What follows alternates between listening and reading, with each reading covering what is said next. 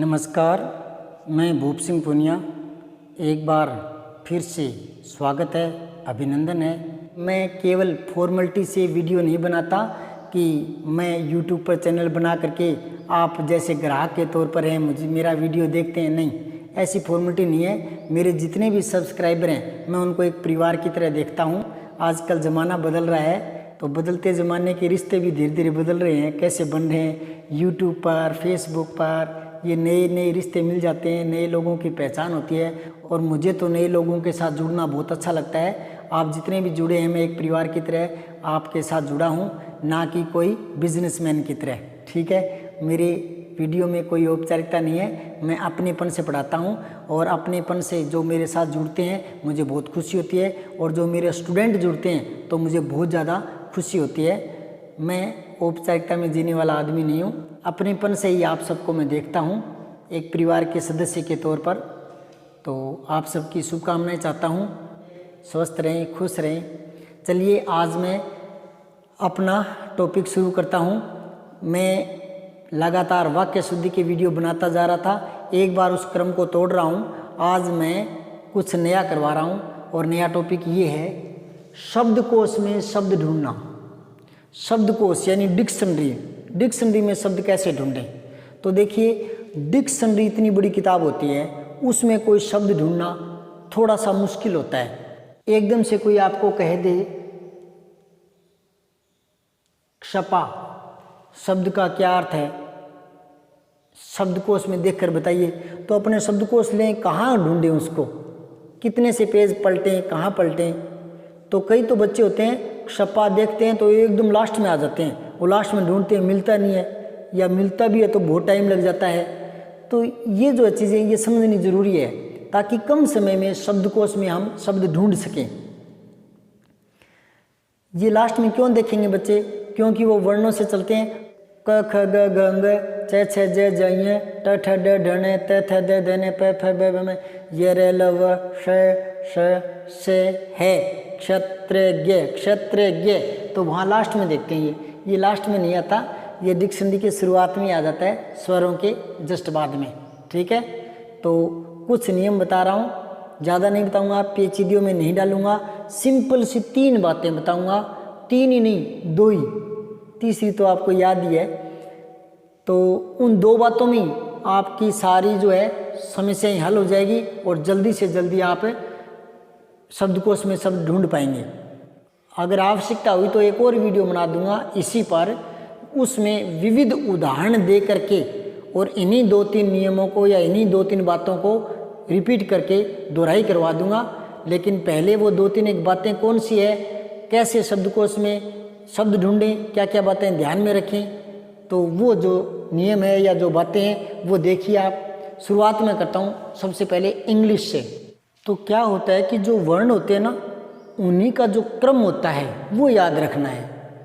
कई तो साइंस के जो बच्चे होते हैं वो हिंदी वाले क्या ख ग घ वो भूल जाते हैं। तो कई कहते हैं कि वो टे ठे डे वाली लाइन के बाद कौन सी आती है, टे ठे डे वाली पहले आती है या त थ दे वाली पहले आती है, ये भूल जाते हैं। तो ये तो याद रखना पड़ेगा, क्या ख ग तो याद रखने पड़ेंगे किस क्रम में आते हैं। बिना उनके क्रम जाने तो शब्दकोश में शब्द ढूंढना नहीं आएगा। पहले बात इंग्लिश की करते हैं। तो इंग्लिश में देखिए, जो 26 अक्षर हैं, 26 वर्ण, ठीक है, उनका जो क्रम है ABCDEFGHIJKLMNO ये Z तक जो 26 हैं, उन्हीं क्रम में शब्दकोश में मिलते हैं। तो ये 4 शब्द आ गए, डील, आर्स, पोइट और ऑक्स। तो इन चारों में से पहले कौन सा आएगा, तो सबसे पहले अक्षर को देखिए, ये पहले आएगा फर्स्ट नंबर पर, ABCD, फिर D आएगा, ये दूसरे नंबर पर आएगा। P और O में से पहले क्या आता है, O आता है, तो O आएगा तीसरे नंबर पर, और ये लास्ट में आएगा चौथे नंबर पर। ये आपको पता है। अब देखिए, अगर सारे एक ही अक्षर से हों तो आगे वाले देख लेंगे। आगे वाला इसमें S है, इसमें P है, इसमें S है, इसमें P है। तो S से पहले तो P आएगा, तो इसको और इसको देखते हैं, तो ये भी P है, ये भी P है। फिर आगे देखते हैं, ये P है, ये P है। फिर आगे देखते हैं, ये L है, ये L है। फिर आगे देखते हैं, ये E है, ये Y है। तो E पहले आता है, तो ये फर्स्ट नंबर पर आ गया, ये सेकंड नंबर पर आ गया। अब इन दोनों में से देखेंगे ASS ASK, तो AS मिल गया। आगे देखेंगे ये S है, ये K है, तो ये K पहले आता है इनसे, तो ये तीसरे नंबर पर आ गया। और ये एकदम लास्ट में चौथे नंबर पर आ जाएगा। तो सीधी सी बात है, पहले वो अक्षर देखते हैं, पहला अक्षर मिल जाता है तो अगला देखते हैं, अगला मिलता है तो उससे अगला देखते हैं, और उनका जो क्रम है उसी क्रम में वो डिक्शनरी में व्यवस्थित मिलते हैं। अब बात करते हैं हिंदी की। तो हिंदी में थोड़ी सी पेचीदियाँ आ जाती है।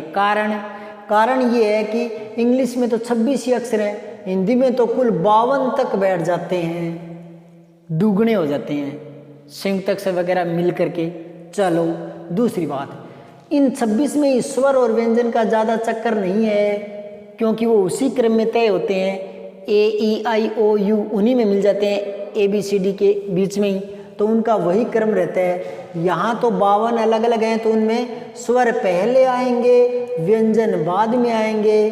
तो व्यंजन जो है वो 33 है, स्वर 11 है, तो पहले ये आएंगे फिर ये आएंगे। ये एक पेचीदी है, स्वर को पहले देखेंगे, व्यंजनों को बाद में देखेंगे। इसके अलावा भी कुछ पेचीदियाँ हैं, वो है इस तरह के शब्द ऊपर आ जाते हैं, कभी पैर में आ जाते हैं, है ना, कभी आधे आ जाते हैं। ठीक है, तो ये जो पेचीदियाँ हैं, कौन सा कहाँ आएगा ये देखने वाली बात है ना। तो कहने का मतलब ये है कि इनका जो विश्लेषण है वो करके देखेंगे और फिर सब कुछ आसान लगने लगेगा। तो सबसे पहले मैं शुरुआत करता हूँ अब कि किस प्रकार से हिंदी में शब्दकोश में शब्दों को ढूंढते हैं। तो देखिए, एक और समस्या रह जाती है संयुक्त अक्षर वाली। संयुक्त अक्षर का मतलब होता है एक आधा एक पूरा, वही संयुक्त होता है। अब ये संयुक्त ही है, एक आधा एक पूरा, है ना। जैसे ये व्यक्ति लिखते हैं ना, तो एक आधा एक पूरा ये संयुक्त है, एक आधा एक पूरा ये संयुक्त है। कई इसको ऐसे भी लिख देते हैं, मैंने अभी आपको बताया था, आपके याद है तो ऐसा भी लिख देते हैं, तो ये संयुक्त है। कई बार जैसे आपने देखा होगा कि ये कई बच्चे तो कहते हैं कि ये क्या है, ये तो कह खड़े में आता ही नहीं। ये है प आधा द और मैं, तो आधा अक्षर होता है, उसको हलंत हटा करके इसको पैर में डाल देते हैं। ये है पद्म, और अगर आधा नहीं होता ना तो ये बोला जाता पे दे में पद्म। पद्म नहीं होता, पद्म होता है, पद्म। तो मैं पर जोर पड़ता है दे। और मैंने आपको एक पीछे के वीडियो में बताया था कि युद्ध, ये हलंत हटा करके ये पैर में डालना, पीछे के वीडियो में। और ये ऊपर रे आना, ये पैर में रे आना, ये ट्रक ऐसे आना, ये मैंने एक पीछे के वीडियो में जिसमें रैफ सिद्धांत है उसमें बताया था। तो ये सारी बातें जो क्रमबद्धता से देख रहे हैं उसके ज़्यादा जल्दी समझ में आएगी, और जो पहली बार देख रहे हैं वो मेरे पीछे के वीडियो देख लें, वहाँ से आपको सहायता मिल जाएगी। तो ये जो आधा अक्षर है तो ये इसके पैर में डालते हैं, तब ये पद में ऐसे बन जाता है। तो ये जो मैंने उसमें बताया था कि द जो पूरा दिखता है वो आधा होता है, जो आधा ध धनुष दिखता है वो पूरा होता है। तो ये बताया था जोर इस पर पड़ेगा, ये पूरा है, तो युद्ध, ऐसा मैंने बताया था पीछे के वीडियो में। तो ऐसे ही ये जो पूरा द दिखता है वो तो है आधा, और जो आधा में दिखता है वो है पूरा। तो ये पद्म, मैं पर जोर पड़ेगा पद्म, प पर जोर पड़ेगा और मैं पर पद्म। पद्म होता है कमल। तो इस तरह के शब्द हैं, उनका विश्लेषण करेंगे तो सारी समस्याएं हल हो जाएगी। तो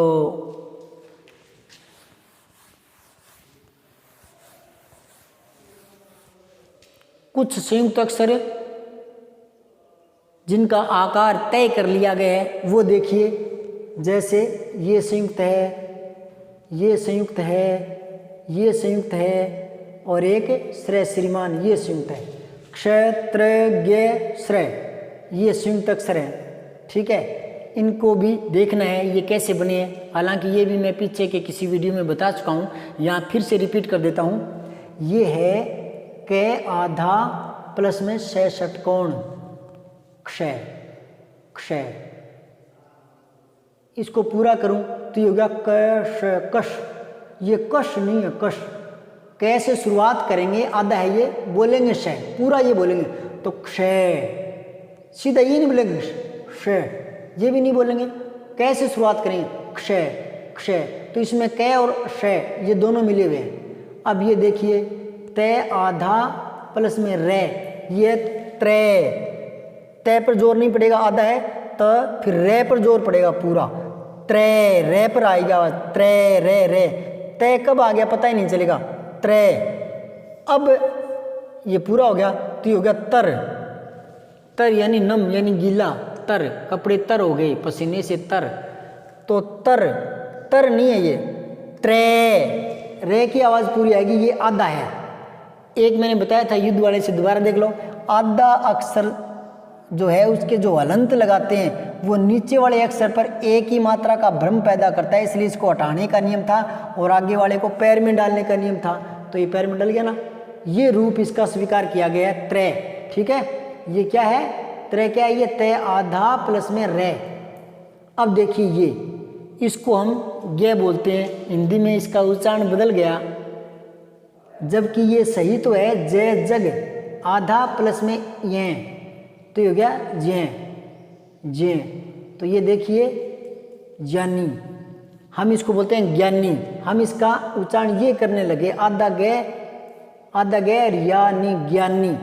ये ज्ञानी नहीं है, ज्ञानी है। ज्ञानी, ज्ञान, ज्ञान विज्ञान है ना, बाबा रामदेव कई बार बोलते हैं ना ज्ञान। तो ये संस्कृत का जो उच्चारण है ना, संस्कृत का, वो हिंदी में आते आते थोड़ा रूपांतरित हो गया और ये भाषा में परिवर्तन चलता रहता है। ये कोई नई बात नहीं है। पहले संस्कृत थी, फिर पाली आई, फिर प्राकृत आई, फिर अपभ्रंश आई, फिर हिंदी आई, यूं और आगे से आगे रूपांतरित होती रहती है। उच्चारण बदलते रहते हैं, शब्द नए आ जाते हैं, पुराने शब्द छूट जाते हैं। ये भाषा किसी एक की जागीर नहीं है, मैं अकेला इसको नहीं चला सकता, मैं गति नहीं दे सकता। ये सामाजिक वस्तु है और ये परिवर्तनीय है, ये बदलती रहती है। ठीक है, कोई एक आदमी अपनी मर्जी से इसको दिशा नहीं दे सकता। ठीक है, ये परिवर्तन चलते रहते हैं। तो ये याद रखें, जय आधा प्लस में ये, और ये है शय आधा प्लस में रे, ये श्रेय। रे पर आवाज आएगी, श्रेय। सर नहीं, सर, ये सर नहीं है, सर, सर नहीं है। शय की आवाज नहीं आएगी, श्रेय, रे की आवाज आएगी। और अगर ये हटा देते हैं तो गलत हो जाएगा, ये तो बन गया सर। सर होता है तीर, बाण, और एक ये सर होता है, बीच में याद आ गया तो बता देता हूँ, ये युग्म शब्द में काम आता है। ये सर होता है तालाब, सर सरोवर तड़ाग तालाब, सर सरोवर तड़ाग तालाब। तो सर, कई बच्चे क्या करते हैं, ये दोनों में अंतर पूछते हैं ना, तो इसको लिख देते हैं गुरुजी, सर गुरुजी लिख देते हैं। तो ये गुरुजी नहीं है, ये गुरुजी जो है ना वो ये है SIR, सर जी नमस्ते। तो ये है वो अंग्रेजी का है, ये तो हिंदी का है। तालाब अर्थ है इसका सरोवर, तड़ाग, ये है, और ये है तीर। जबकि ये तो मैं शब्दों की बात कर रहा था, ये तो अक्षर है। तो ये आधा शय और रे, श्रेय, ये आएगा। तो ये आपको याद रखना है। दोबारा देख लीजिए, कै और शय, क्षय, क्षय, तय और रे, त्रे, जे और ये, जे, श्रेय, श्रेय और रे, श्रेय, ये याद रखें। फिर आपका शब्दकोश में शब्द ढूंढना आसान हो जाएगा, विश्लेषण करके आसान कर दूंगा। तो पहले एक दो मुख्य मुख्य बातें देख लीजिए आप। सबसे पहली जो बात है वो तो ये है कि पहले आएंगे स्वर, फिर आएंगे व्यंजन। ये बात आपको याद रखनी है, छोटी सी बात है। पहले स्वर आएंगे, स्वर 11 होते हैं वो, फिर व्यंजन 33 होते हैं वो। ये पहला नियम, ये पहली बात जो ध्यान में रखनी है। स्वरों से डिक्शनरी शुरू होती है। स्वरों पर ए आ ई ई उ ऊ, ये सारे, इन पर जितने भी शब्द बने हैं वो सारे पहले आ जाएंगे और इनके सारे खत्म हो जाएंगे ओ औ तक जितने भी आए हैं। उसके बाद कै, व्यंजन से शुरुआत होगी, पहली बात याद रख ली। अब चलिए स्वर की ही बात आती है तो मैं बता देता हूँ, आपको ध्यान में है कि ए के बाद आ के बाद छोटी ई, बड़ी ई, छोटा ऊ, बड़ा ऊ। अब यहाँ नोट करें, ऋषि आता है, कई बच्चे ये भूल जाते हैं। तो ये फिर इसके बाद में ए, आई, ओ, औ और ये जो है ना, ये स्वरों में शामिल ही नहीं है। यहाँ तक है 11, 1 2 3 4 5 6 7 8 9 10 11, यहीं तक है। अब मैं आपको बता दूं, ये जो अनुस्वार है, अनुस्वार वो सबसे पहले आएगा, ये आपको याद रखना है। नई बात जोड़ दी है मैंने, अनुस्वार पहले आएगा और अनुस्वार के बाद में आएगा अनुनासिक चंद्र बिंदु वाले, फिर वो अक्षर आएगा। ये बात थोड़ा दिमाग में याद रखना है आपको। और ये नियम सभी पर लागू है। सभी पर कैसे, मैं बताता हूँ। ए के सारे खत्म हो जाएंगे, तब किसके आएंगे? आ के नहीं, इसके आएंगे अनुस्वार के बिंदु वाले, फिर आएंगे अनुनासिक चंद्र बिंदु वाले, फिर आ के आएंगे। ये बात याद रखनी है। यानी अगर आपको कोई शब्द दे, जैसे अंत्र, आंख और एक दे दे आम, तो पहले कौन सा आएगा? आम, अंतर, आंख। तो पहले आपको अंतर मिलेगा, फिर आपको आंख मिलेगा, फिर आपको आम मिलेगा। ये आपको नोट करना है। पहले अनुस्वार, फिर अनुनासिक चंद्र बिंदु, फिर वो अक्षर। ये याद रखना है, याद रह जाएगा। और देखिए, अब आ के सारे खत्म हो जाएंगे, फिर किसके आएंगे? ई के, छोटी ई के नहीं, इसके आएंगे अनुस्वार के, और फिर इसके आएंगे, और फिर ई के आएंगे। ये याद रखना है। अब ई के खत्म हो गए, फिर बड़ी ई के, बड़ी ई के नहीं, बड़ी ई पर अनुस्वार वाले पहले आएंगे, फिर अनुनासिक। तो ये मैं आपको पहले बता चुका हूँ, पहले से मात्रा हो तो फिर चंद्र बिंदु यानी अनुनासिक नहीं आता, अनुस्वार ही लगाया जाता है और मान लिया जाता है अनुनासिक चंद्र बिंदु। ठीक है, ये मैं पीछे के वीडियो में बता चुका हूँ, कभी फुर्सत मिले तो पीछे का वीडियो देख लेना। अब उसके बाद में बिंदु के बाद में आता है ई के। ऐसे ही ऊ के नहीं आएंगे, पहले इसके आएंगे, फिर इसके आएंगे, फिर ऊ के आएंगे। ये क्रम चलता रहेगा।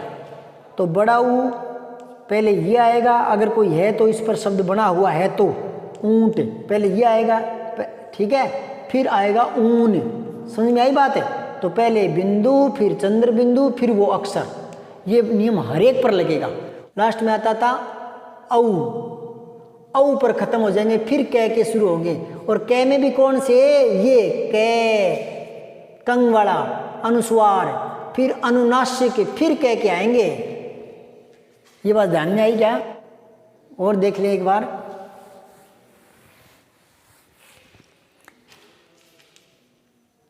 अनुस्वार वाले आएंगे पहले, जैसे कंचन है, कंगन है, पहले ये आएंगे, है ना। अगर कोई चंद्र बिंदु वाला है, कंवर, तो पहले ये बिंदु वाला आएगा, फिर चंद्र बिंदु वाला आएगा, और फिर कै के आएगा। ये बात आपको याद रखनी है। अब थोड़ा सा आप बताइए, कै के सारे खत्म हो जाएंगे, इसके पहले कंचन, कंगन जितने भी हैं बिंदु, ये सारे आ जाएंगे, फिर कै के आएंगे। तो कै के सारे खत्म हो जाएंगे, फिर किसके आएंगे? खे के, खे खरगोश, का के आएंगे, कै का, की कू, का के आएंगे। और का में भी पहले ये आएंगे, फिर ये आएगा, और फिर का आएगा। इसी प्रकार छोटी की के, तो पहले छोटी की ये आएंगे, फिर छोटी की के इसके आएंगे। जैसे आगे ना किधर, तो ये बाद में आएगा। किंकर, अगर कोई है किंकर, तो पहले ये आएगा। यानी बिंदी वाले पहले, चंद्र बिंदु वाले बाद में, और फिर वो अक्षर आएगा, वो वर्ण आएगा, भले ही वो स्वर है, भले ही वो व्यंजन है। ये थोड़ा याद रखना है। यहाँ कुछ बच्चे और गलतियां करते हैं, वो भी कंफ्यूजिंग निकाल देता हूँ। अब इन चारों में देखिए, कपड़ा, कंचन, कांच, कद्र, इनमें पहले कौन सा आएगा? ये, ठीक है। फिर ये, वो बात इतना रटो मत कि पहले बिंदु फिर चंद्र बिंदु। वो नियम तो सही है, पर अक्षर तो देखो, ये क है, ये का है, तो का तो बाद में आता ना, पहले तो क ही आएगा ना। पहले तो कह के देखो, इन तीनों में देखो पहले तो, ये तो बाद में आएगा। समझ आई बात है?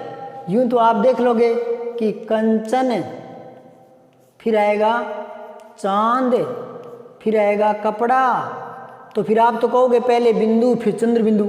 अरे चंद्र बिंदु तो आएगा, लेकिन वो अक्षर तो देखो, पहले क है, यहाँ तो च है, तो च तो बहुत बाद में आएगा, क के बाद तो क ही आएगा ना, क के साथ ये आगे पीछे आएंगे ना, ये तो लास्ट में आएगा ना, क ख ग गंग च छ ज ज, तो ये तो बाद में आ रहा ना, अक्षर भी तो देखना होता है ना। यूं तो आप देख लोगे कि ये हंस, और ये आ गया कंपन, यहाँ आ गया पक्षी, तो आप क्या करोगे कि पहले ये फिर ये। अरे अनुस्वार अनुनासिक तो देखो, लेकिन पहले अक्षर तो देखो ना, है तो बहुत बाद में आएगा ना, है बहुत बाद में आएगा। क के बाद तो पे आ जाएगा, क पहले आएगा, फिर पे आएगा, फिर है आएगा, ये बाद की बातें हैं। हाँ, इन दोनों में कोई पूछे ना, इन दोनों में, है ना, इन दोनों में, तब ये पहले आएगा, ये बाद में आएगा। ये अब ध्यान में आई? अब ऐसी गलती मत करना। ये जो बच्चे गलतियां करते हैं, हम पढ़ाते हैं, उसमें मैं बातें नोट कर लेता हूँ, उसी हिसाब से मैं पढ़ाता हूँ। क्योंकि जो बच्चे गलतियां करते हैं वहीं पर अटैक करेंगे तो गलतियां दूर हो जाएगी। और हम अपने पांडित्य में, मैं हिंदी का विद्वान हूँ, पांडित्य में लगे रहेंगे, एक के बाद एक नियम बताते रहेंगे, तो फिर इससे हिंदी थोड़ी सीखी जाती है। ग्रेड नीचा करना पड़ता है, थोड़ा स्तर नीचा करना पड़ता है, थोड़ा बच्चे क्या गलतियाँ करते हैं, कहाँ, वहाँ से उठना होता है। ठीक है, तो ये छोटी छोटी बातें हैं, कई बार दिमाग से निकल जाती है, ये ध्यान में रखनी है आपको। अनुस्वार पहले आएगा, यानी बिंदु पहले आएगा, उसके बाद में अनुनासिक यानी चंद्र बिंदु ये बाद में आएगा। पर ये अक्षर भी देखना पड़ेगा ना, फिर वो वर्ण आएगा, जो भी वर्ण है, भले वो स्वर है, भले इन 33 में से कोई है, ये याद रखना है। ये 2 नियम है। अब तीसरा जो नियम है उसमें सारी समस्या हल हो जाएगी। तीसरा नियम एक ही बच गया इसमें कि आधे अक्षर कहाँ मिलेंगे, आधे अक्षर। तो ये मैं अभी बता देता हूँ। आधा अक्षर, उस अक्षर के सारे शब्द खत्म हो जाएंगे तब आधे अक्षर वाले मिलेंगे। समझ में आई बात? देखो इधर, जैसे पहले कै के मिलेंगे, कंचन, कंपन, इस तरह के सारे मिलते रहेंगे, फिर कै के आ जाएंगे, फिर का के आएंगे, है ना। का में भी ये आएगा पहले, फिर ये आएगा, फिर का, फिर छोटी की, कु, के, कई, को, कऊ, है ना। जैसे कोयल एक है, कोम्पल, तो कोयल और कोम्पल इसमें से पहले ये आएगा, है ना। यूं करते करते कऊ आ जाएगा ना, कऊ पर जितने भी कौआ जो भी शब्द है, जैसे बहुत सारे शब्द है कऊ से आने वाले, है ना। कौशल, है ना, इसका क्या अर्थ है ये डिक्शनरी में देखेंगे। तो कऊ के जितने भी शब्द हैं सारे खत्म हो जाएंगे तब आधे कह के आएंगे। यानी आप देखना चाहो कि कलांत का मतलब क्या है, कलांत, तो फिर ये कऊ के बाद आधा कह आएगा, यानी कह के सारे खत्म हो जाएंगे तब आधे कह के आएंगे, यानी ख से पहले, इससे पहले। दोबारा मैं सूत्र में लिखता हूं, आधा जो क है वो कहाँ मिलेगा, कऊ के खत्म होने के बाद में, और खंग इसके पहले। अब आपको कोई पूछना है ख्याल क्या होता है, ख्याल इसका अर्थ क्या होता है, तो आधा ख कहाँ आएगा, आधा ख आएगा खऊ के बाद में, ख, खा, खी, खी, खू, खू, जितने भी सारे शब्द खत्म हो जाएंगे, यानी गे, गंग, इससे पहले आधा ख आएगा, ये आधा ख। समझ गए? इसके तो बाद में आएंगे, ख, खा, खी, खी, खू, खू, सारे शब्द आ जाएंगे, फिर आधे ख के आएंगे, यानी गे से पहले, यानी अगला जो अक्षर है उससे पहले आ जाएगा वो। ये समझ में आई बात?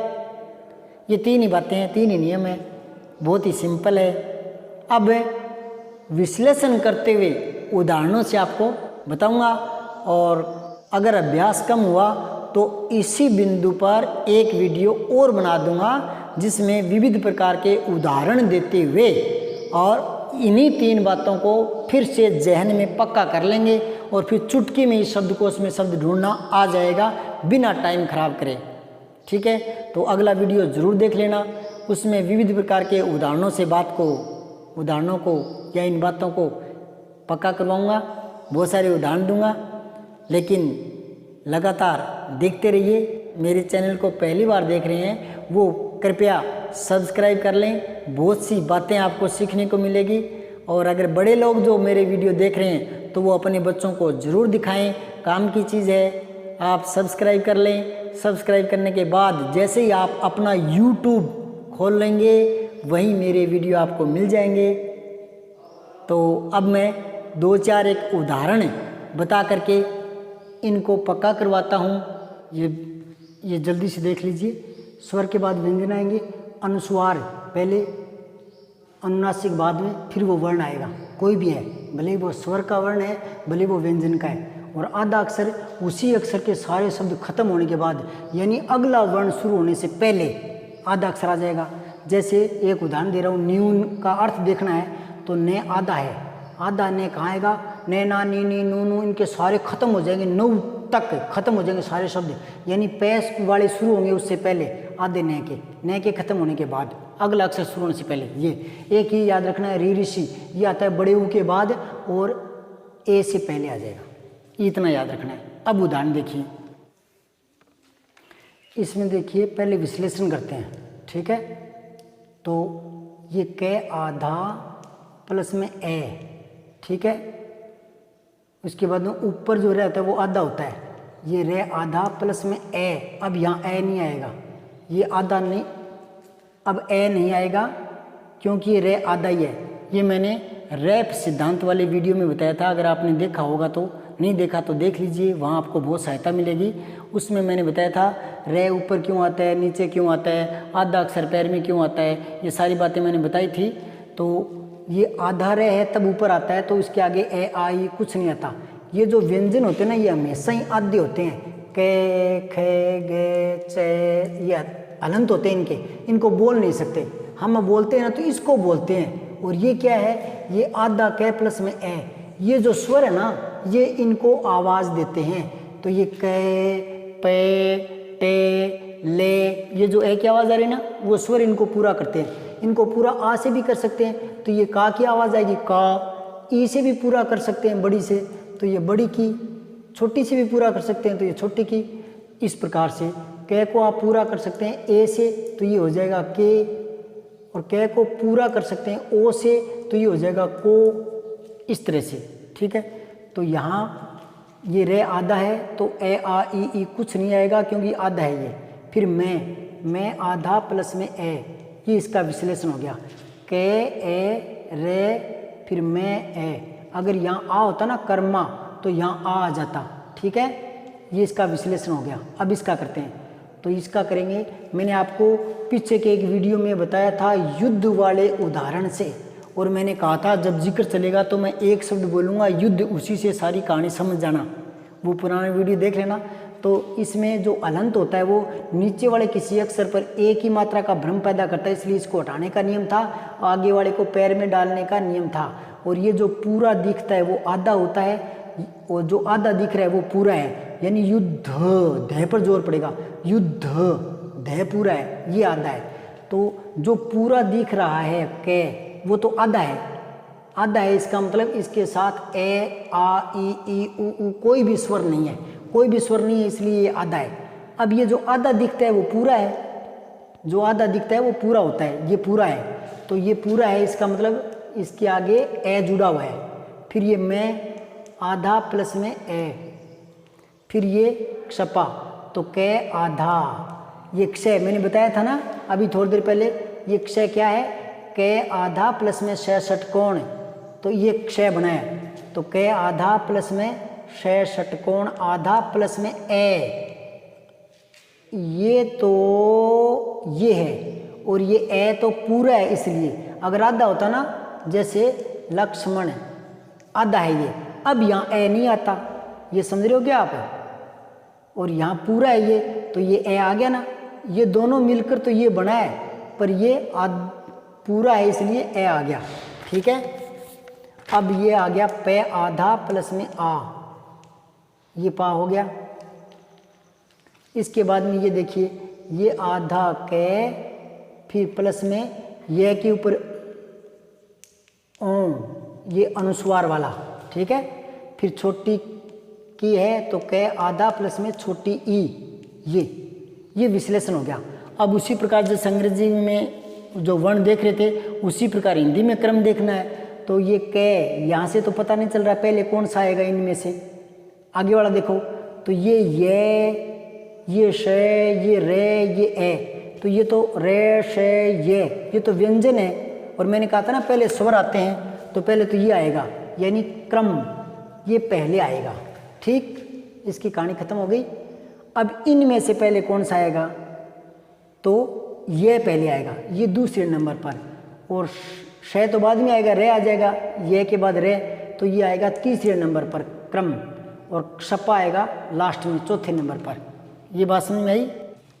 अब इनका विश्लेषण करते हैं, पहले कौन सा आएगा तो देख लीजिए, के आधा प्लस में ए, फिर ले आधा प्लस में आ, ले आधा प्लस में आ, ठीक है। अब ये देखिए ये के आधा प्लस में अंग, ये प्लस में के आधा प्लस में ए, प्लस में अणे आधा प्लस में ए। फिर ये विश्लेषण करते हैं तो के आधा प्लस में ए आ, कुछ नहीं है, आधा यही है। फिर ये आ तो प्लस में ये आधा प्लस में आ, उसके बाद में रे आधा प्लस में बड़ी ई, रे आधा प्लस में बड़ी ई। उसके बाद में ये देखो इसको मैंने क्या बताया था, के आधा प्लस में श षटकोण, आधा प्लस में ए, है ना, प्लस में पे और आ, प्लस में पे आधा प्लस में आ, ये आ गए हमारे पास। तो सबसे पहले अपने यहाँ से पता नहीं चल रहा कौन सा पहले आएगा, तो यहाँ देखिए ये और श, ये तो व्यंजन है, व्यंजन बाद में आते हैं, पहले स्वर आते हैं। तो यहाँ देख लीजिए इनमें भी पहले ये आएगा, अनुस्वार पहले अनुनासिक बाद में, तो ये आ गया पहले नंबर पर और ये आ गया दूसरे नंबर पर। अब ये और श ये पहले आएगा तो ये तीसरे नंबर पर, और ये आ गया चौथे नंबर पर, शप्पा चौथे पर आएगा। समझ आई बात। तो ये पहले ही मैंने बताया था अनुस्वार पहले आता है ना, पर वो अक्षर देखना चाहिए के तभी, है ना, है के ऊपर है तब पहले नहीं आएगा। अब इनमें देख लीजिए, फटाक से करो, जय आधा प्लस में ए, कुछ नहीं है, आधा ही है, प्लस में ये आधा प्लस में आ, प्लस में अणे आधा प्लस में बड़ी ई, ठीक है। फिर ये देखो ये आएगा जय आधा प्लस में ये आधा प्लस में ओ, ठीक है, प्लस में तय आधा और छोटी ई, तय आधा और छोटी ई, ठीक है। ये बड़ी थी तो बड़ी, ये छोटी है तो ये छोटी ई। फिर ज्ञात, इसको देखो जय जग आधा प्लस में ये मैंने बताया था संयुक्त अक्षर में जय और ये, प्लस में ये आधा करेंगे और ये आ बाहर है, ये आ वापस अंदर करेंगे तो ये पूरा हो जाएगा, बाहर निकालेंगे तो हलंत आ जाएगा। फिर तय आधा प्लस में ए, ठीक है। उसके बाद में ये देखो ये आ जाएगा जय आधा प्लस में अंगे, ये अनुस्वार। फिर गे आधा प्लस में ए, गे आधा प्लस में ए, और फिर मैं आधा प्लस में ए, मैं आधा प्लस में ए। अब देखो यहाँ पता नहीं चल रहा, यहाँ ये और अंगे, ये पहले आएगा स्वर, ये तो व्यंजन है तीनों, तो ये पहले आ जाएगा। सबसे पहली बात अनुस्वार वाला, ये तब पहले आ रहा है इनमें क्योंकि सारे जय जय जय जय शुरू हो रहे हैं इसलिए, ठीक है। अगर यहाँ है पर बिंदु होता ना वो पहले नहीं आता, पहले जय ही आता है से पहले, ये याद रखना। अब ये पहले नंबर पर आ गया, इसके बाद में इनमें से दूसरे नंबर पर तय करते हैं तो ये बाद में आते हैं, ये पहले आता है तो ये आ जाएगा दूसरे नंबर पर। फिर इनमें तय करते हैं तो यहाँ पता नहीं चल रहा, आगे आ जाओ, ये आ है ये ओ है तो आ पहले आता है तो ये आ जाएगा तीसरे नंबर पर, ये आ जाएगा चौथे नंबर पर। समझ में आ गई बात। वीडियो काफ़ी लंबा हो गया, शेष उदाहरण अगले वीडियो में देखिए। तब तक के लिए धन्यवाद। जय भारत, जय माँ सरस्वती।